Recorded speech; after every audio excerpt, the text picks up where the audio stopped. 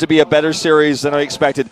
I was so certain, even for the start, my prediction is 4-0. I'm with like some of the other Korean commentators, some of the other pro gamers out here. I was saying, man, Stats got dominated before, but after those first 2 games, he pulled it back together. And winning one of the first 3 games is one thing, but being 0-2 and then having a sick hold and very fast counterattack is another. Sorry to cut you off, but we got the man himself in the studio. The crowd goes wild. Of course, if you don't know who that is, get your esports license checked. That is, of course, Boxer Emil Juan. If you don't know who he is, then do some esports history lessons. Get out there. Yeah. Go to liquipedia.net. Contact your local esports historian. You know, get your textbooks out, start reading up on this guy, and just about the history of the teams too. You know, because they've been around for a long time as well. And that's right. So we have. Oh, I thought we had an interview for a second. I just saw the Korean commentators out of the corner of my eye. I was like, oh, but it's no. Kind of like I heard you guys liked casting while you cast, so we put casters while you cast, and even more casters. JYP, former player, is also here. Now casting for the GSL. That's right. See him there a lot of the time when you and I go down there to broadcast GSL. So a big household name of StarCraft 2 has been around since the beginning. When are they going to put the camera on GTR? He's right over there. Yeah, he's like right over there. He's like #1 esports fan, GTR. He's giving us some. He knows we're talking about him, but he doesn't know what we're saying. Yeah. So it's okay. All right. It looks like Stats is back. It is time for map number 4, Orbital Shipyard. A huge map. All-in's not as popular here. Drops still feasible. We've seen Dark do it on this map before. Yeah. I think this one favors Stats. I see a lot of Zergs, especially over at GSL. This gets vetoed a lot of the time. They don't necessarily like to play on this map. And I don't know, though. I mean, Darky's showing us a very interesting style. He could mix it up on this map. And just the way he's playing tonight, I feel like he should be okay on any map against Stats. But Stats, he's got to be feeling some pressure. Take it off from that last win. Guys, the map is loaded up, so let's jump into game number 4 on Orbital Shipyard between Dark and Stats.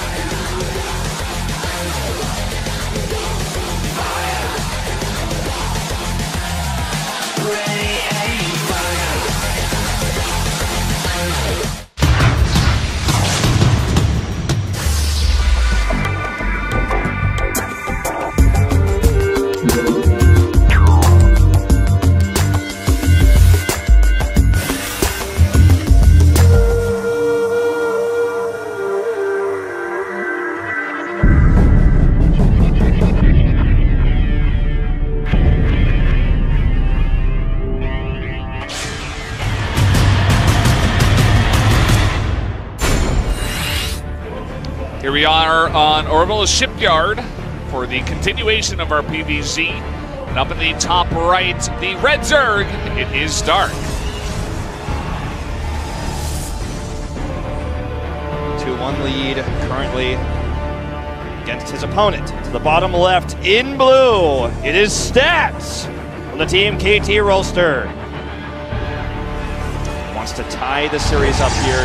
As you mentioned, it seems to be the Stats map. You know, the bigger map is going to have a lot more freedom versus Dark's harassment, his Baneling drops, his Ling-heavy melee ZVP style. But what we haven't seen from Stats in this match between these players yet is late game. Dark has killed him or crippled him in the early to mid game every single time. But on this big map, if he can survive that early game, we will finally get to see late game. We'll get to see storms go off. We'll get to see adept zealot harassment in the late game. If we can get there, that's where Stats really shines. Well, I mean, game number 2 is the closest we got. And to be honest, he didn't prepare too well. I mean, Dark, as you were saying, he crippled him pretty early on with those Baneling drops again. But Stats, he was seemingly more on point. But then again, like once we got to that last fight, the one that decided it, rather, when Stats tried to attack there before the Broodlords, everything was just kind of out of whack. So I feel like things are going to be different here in game number 4. Stats winning game number 3. He's definitely cooled down a bit, got rid of some of those nerves early on in the series. He's down the game, but he's not out of the series. Now, 4 for 4 here for Stats, going for a Stargate opener. It's just the way that Protoss is playing this matchup right now. A lot of pro gamers in Europe especially have come out and saying they feel like you're forced to Stargate in this matchup. You don't have any other choice, but that's just how matchups go. That's how the meta is right now. not going to see any sort of crazy openings out of stats here in the grand finals. He's going to stick to what he knows. That's his style. It's always been his way. Dark, kind of the opposite. He will pull out anything in the finals. You know, Casper Cup finals, you think about that from back then. All right, this is stats. Win. CNT fighting. CNT today. I read the sign for you guys. Yeah, you did it. And yeah, we got Overlord speed once again. No surprise here. I mean, he's done it in every single game except number 3, which is Alrena. Of course, he's going for that very quick attack. Doesn't necessarily need it. Does scout the Stargate regardless, so he knows what he's going up against once again. And he's immediately bringing that Overlord on the right out of the way. Seems like he's keeping number 2 on the left here a little bit closer. Wants to know what the follow-up is, perhaps when that third base is coming up. But Phoenix is coming out, are going to push these Overlords away for now. So, you know, no more information here for Dark for the time being. Third base on the way, and this is the first time. Oh, it's Flash! There he is. I want to hype that moment. Crowd goes wild again. Lots of famous people here. This is the first time we see no Baneling Nest, no Evo Chamber, despite, I mean, with the exception, of course, of the Roachall in-game on Arena, the previous map. So Stats will have a secured third base. Well, Evolution Chamber. It's probably just going to be for upgrades. I mean, I suppose he could also drop, you know, perhaps go for late drops, but with Phoenix is already out. Well, as I say that, here we go again. Baneling Nest on the way. Seems like it's a bit later. He's got up to 45 drones this time. Burrow started then canceled. Am I crazy, or did he do this in Pro League as well, where he was considering doing some Burrow traps, didn't do it? I feel like we have seen this before. Yeah, Dark actually was using also Burrow links to deny the fourth base as well. You know, with the no service on the map because of Stargate openings, there were just a late robo. He's going to use links in that fashion. He cancels it though. He's not going to commit to that. And late Baneling drops are still going to potentially be effective. We don't know if this is just going to be for drops or if this is going to be for the composition that Dark likes to build. Because for years, I've been commenting Starcraft 2 in Korea for 5 years, and for 5 years until like this meta that we're seeing right now, Banelings were not used in this matchup en masse. And so for me, when I see that Baneling Nest, I always think, okay, it's a drop. He's just going to do this thing. He's got some crazy plan. But no, this is actually just how Dark plays a matchup. He's like, no, I play a different unit comp than has ever been used before in ZVP. That's so interesting to me, man. Like, switching it up, especially over here at the finals. Like, he must have done a ton of practicing. He's had a lot of games recently in different matchups, but not too much against Protoss. So we haven't seen him play against Protoss since he played against Stats. So, I mean, his style has been hidden for so long, and he comes out with this new kind of style, new unit composition, and it's working really well so far. Stats definitely does not have the answer. He is diligently looking for Overlords here. He sends all the Phoenixes to commit to this one. He may think it's full. It's not. There is a Phoenix patrolling the bot where there's Overlords over here. One morphing for this Baneling drop. He will see it, and then he can send the rest of the Phoenixes down to defend this as well. The only thing this means for Stats negatively, I suppose, is that he doesn't have Phoenixes harassing, and it's kind of scouts it again, and we'll shut it down. This is huge. Got to drop those Banelings out. They're all alone. I mean, the Phoenixes could just go ahead and pick them up. Totally shut down this time. So finally, he's getting in his groove, you know? Baneling speed, +1, nearly finished. Yeah, Dark's like, okay, you stop that. That's only phase 1 of the many different phases of my crazy build and unit comp. Once again, lots of Immortals being built here. I mean, they're clunky, you know, they're big, they can take a lot of shots with their barrier against the Banelings, but I feel like he should be getting Storm a little bit quicker against his composition. Yeah, I think that's one thing to keep in mind. I mean, his low sentry count is also somewhat alarming.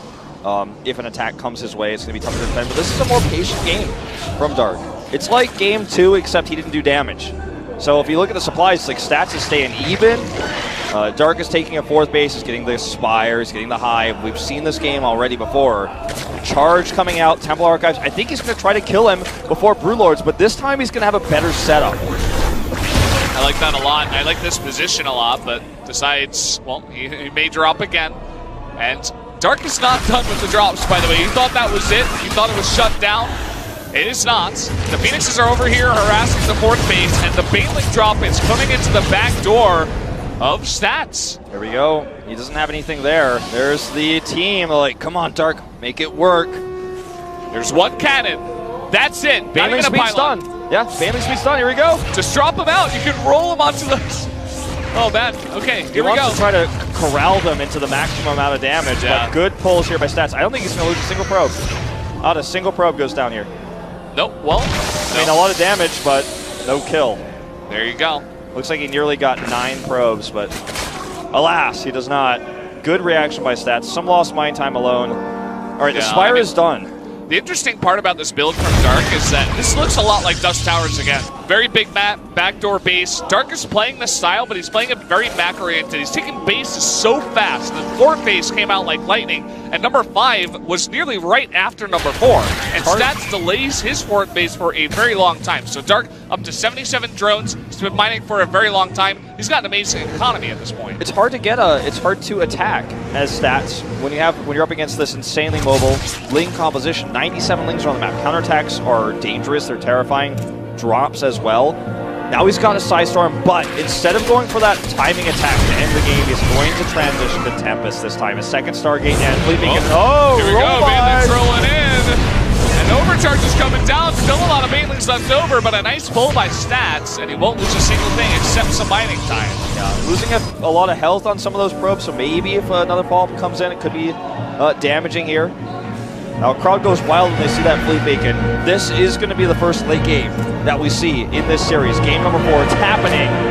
And look at that, another base taken from Stats. That will actually be Dark. That will actually be his 6th base. Yeah, he's just so safe. He knows that Stats isn't moving out anytime soon. He's taking the 4th base only now. He's like, okay, he hasn't even made a single Baneling outside of the ones he's used for Harass. He's using all of his gas to tech up, and he's using these links to just do some extra damage. Coming in, hold position, and down go a bunch of probes. 6 of them going to go down, and he can trade these links. He has so much larva, so much mining, he's totally fine to do that. Big aggressive scout here for Stats. He wants to see what the tech is. He sees that there are Broodlords out. I'm not entirely certain, though, if he saw the Ultralisk Cavern that's on the way right now. I don't think he did. I think it's actually at the backdoor expansion. But both techs available here for Dark. He can use Broodlords and then force that transition to the Tempest and then hit him hard with this huge bang with Ultralisk. We have an interesting situation coming up here. Dark going for the counterattack, and Adrenal Glands is done! And down goes your Nexus in a blink of an eye! Stats moving out of position for just 1 second, and it doesn't end there. Oh, big Ling drop over here. And he can actually morph Banelings if he wants to, once he controls this location. Banelings going into the 3rd base, meanwhile. Gonna get just 3 probes there, and this will force a Warpman at home. He will clean this up. He'll lose his cannons, but still, damage done here, keeping Stats on the defensive. Although, here he comes, he's moving out for the first time. It's pretty unbelievable the way that Dark plays this style with continuous drops, run-bys to keep the Protoss in his base. Even as Stats tries to drop, he has the perfect defense here at the backdoor base with a bunch of Lings and Banelings waiting and ready.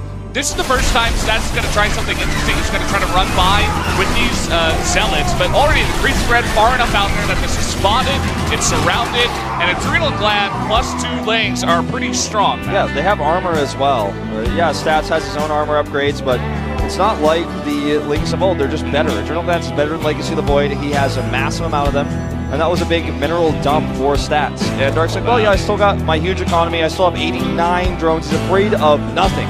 A mothership is on the way here to help Stats deal with the late game comp. He doesn't know which one he's up against yet. He keeps trying to check. Is it Ultras? Is it Broodlords? And both are available here.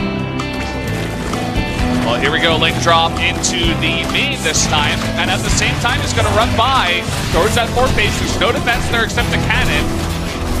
He's splitting into the backdoor expansion as well. He's going to target down that Nexus. Look how fast that goes down. That's not that many Lings. Yeah, he doesn't even have +3 yet. It's like 14 Lings. He's going to commit to it. Storms will save it just barely at 88 health. They're not accidentally attack 1 Zealot on it. It's going to die in a second. Yeah. Oh, man, she can't even believe it, Wolf. Mothership is out and ready, and this may be an interesting time where the Protoss finally gets that big death ball. It's looking somewhat like part of the Swarm, where he finally gets, a bunch of area units. He's got 6 Tempests, and he's going to try to recall over here. Oh, really my nice. God! The Cloak recall save on the Nexus. Professor Stats found the answer. More harassment here, though, in Remain. This will be shut down. That was a sick defense on that base, so. Never seen a recall used like that Dark's before. like, okay, time to bring in the big guns. Now he's got 6 Overseers with this. Nice tag here. You see a little bit of a depth harass going on. He's going to have to kill that spine first, so +3 shouldn't be too big of a problem, forcing some wings back. But here comes the death ball of Zerg, heading towards that 4th base, which is almost done. You can call it the big guns, the artillery. These Broodlords are going to shell at this Nexus, and a few waves of Broodlings will finish it off. The Broodlings are about to have +3 for ground weapons. Such an interesting style out of Dark, and it's crazy how well it's working. Especially on this map, it's just doing wonders, giving Dark all the room in the world. There you go, 4th base should be gone, Storm's coming down. All he's got to do is focus that down, but it looks like he just wants to fight. He wants to kill that Mothership, he's committing to the Tempest here as well. He doesn't have enough, he's going to back off. Big harassment as well, I think really starting to tempt him to just say, okay, this is not the commitment I want. I already killed the Nexus, I don't want to lose my army for this, even with the bank I have. Zealots here at 3-2 upgrades are just so difficult to kill. And here we go, Stats on the chase. The Broodlords are all alone. Where are the Corruptors? Looks like they're finally coming back. This will be able to push Stats back for now. But again, constant harassment. He shut down this one mining base, making it a bit harder for Dark to keep his macro up. Someone forgot to unbind the Swarm host. One of them on the way here, but 17 Corruptors, 2 Infestors. Infestors can not only lock these units in place to secure the kills with the Corruptors and Broodlords, but they also reveal cloaked units. So going to be very effective at stopping the death ball that Stats himself is trying to build here. And a lot of Void Rays being added to deal with the Corruptors. They're also going to be very effective versus the Ultras. There are only 6 Queens on the map. Not a lot of transfuses available here. Yeah, I would love to see him add in some more. It looks like he's just going with that ultimate composition. You know, not adding in that many Queens. You can see Stats' face. They're very, very focused, doing a million things at once. Look at this. Actually, like 6 of 6 Queens are right here. If you wanted defense, well, you got it. There you go. Surveys say 6 of 6 that Queens would go to this location. Just would not die. SKT coach here, looking on. Uv must be pretty proud of his young player Dark doing so well in the finals here. He and Box are basically the 2 fathers of Dark, taking care of him, watching him. All right, this is a dead drop. I'm so sorry. All the Corruptors are out of position, but Stats doesn't have a follow-up. You can't punish this. No, too big of a map. 23 Corruptors here. I'm not even kidding. I'd love to see a Nexus to the top right in that fog of war for recalls aggressively to be used to attack. That would be pretty cool. Because his army is slow. He can afford it at this point. Yeah, sure. He's out of money, but I mean, it's kind of he couldn't punish that Corruptor move out because his army's too slow. It has to always be together. DT's coming out here. There's spores set up, but he's got +3, so he can kill those pretty quickly. You know, I'm kind of surprised it's this late. I think he got that Dark Shrine much earlier on in the game, but now it looks like he does want to commit to that. Obviously wanted to spend his gas elsewhere up until now. This base here, just one Corruptor has spotted it and is marking his territory over there. Dark, most famous for his Corruptor play, actually, in ZBT, and now showing us the uses of them in this match as well. So a lot of Tempest here, and Void Rays are also going to do a serious number on these Ultras. This is Cloak, but there are a lot of Overseers coming in. He's going to commit. That's not enough Overseers. He needs to get them in the back so they have the detection, so they cannot be sniped here. Here we go, Ultras coming forward. They have that kind of misplating. They are so tanky, and down goes the base. No way Stats can defend. Okay, he's going to have to just hard engage here. Storm's going down, Time Warps as well. It's a lot of Void Rays underneath this army, and Dark's army is being vaporized by this Air Protoss. Dark is remaxing. What he's remaxing with, we won't know until it's shown. Okay, 14 Corruptors and 6 Ultras, kind of splitting it between the two, but look at all these expensive dead Broodlords here. He can't quite get away with them. As long as Stats follow, he's just going to try to do some damage over here, but they all go down. The Mothership did not even die. I'm not sure about the Tempest. It looks like a decent number of them do survive. 6 still out on the map. But even though Dark's armor was obliterated, he had the bank with those 90 drones for so long, and with all the Void Rays that went down, he knows, Dark knows these can't be replaced as quickly as I can make Corruptors. He's making so many, he has 14. He's fighting from 2 gas right now. Like, he hasn't even taken the gas at his other fourth over there on the right side of the map. Yeah, Void Rays are good against Corruptors, but 6 versus 26, I can tell you guys, spoiler alert, the 26, now 28 Corruptors will win that fight. Storms are everything here for Stats, and there's just too many Overseers. The Cloak isn't even a factor anymore. Actually, there's only 2 Overseers left as I say this. A lot of them died. I mean, he could just focus down the Mothership Core, But Stats, he has located this army, and it looks like Dark does want to engage again. It's not a very big army. Yeah, let me know if you can call this an army. He needs to recall. I don't know if he has the energy for it. This is a dead Protoss army, but I think that is going to be game over here. As even with transfusions coming down, this is no way to deal with these Corruptors. Queen's on the ground as well. And the Ultras still survive. It looks like this army will be taken out, but the Ultras are alive. They could take out that base. Yeah, they're going to go for it here. And Stats can't deal with both the Ultras and the air army. And he can't lose his base. It's only mining base right now. Yeah, doesn't even have gases up. Looks like he's going to sacrifice it, let it go. And look at this, all the Queens coming up, more reinforcing Corruptors. Just too much economy for Dark. Down goes the Nexus. And I think that's it. I think Dark is going to take game 3. GG! Dark makes it 3-1 and goes on to match point. What an unbelievable long macro game. Dark showing his prowess and showing why he is the best Zerg in the world. Best Zerg in the world here. 1 win away from being the first Starcraft champion in Korea, the first StarLeague champion of the year. Stats needs to pull himself together. He will have to win 3 maps in a row in order to take this finals. 3 maps in a row against someone this good is going to be a large feat. We knew it coming in, but now it's even harder. 3 in a row. He does not have any more sets to lose. You can see Dark looking calm as ever. The Dark teammates and coaches don't even go into the booth. They trust him so much. They're like, you're doing so well, we have nothing to say. You know, set 3, you all in, it didn't work. The counter all in, it killed you. Okay, we get it, it's fine. I'm sure they talked during the break, you know, gave him some tips, some pointers here and there. But this guy is looking so clean today, and I'm loving his style. He really, really looks solid, Valdez. And he is proving time and time again, in this matchup especially, he is the best Zerg in the world. He plays his own style, he plays by his own rules. And he had an economy that Stats could never deny. You know, he was at like 90 drones on 6 bases, building that huge bank. And that's how he won that game. Yeah, pretty unbelievable play. But guys, we're going to go to another 5-minute break. We'll be right back.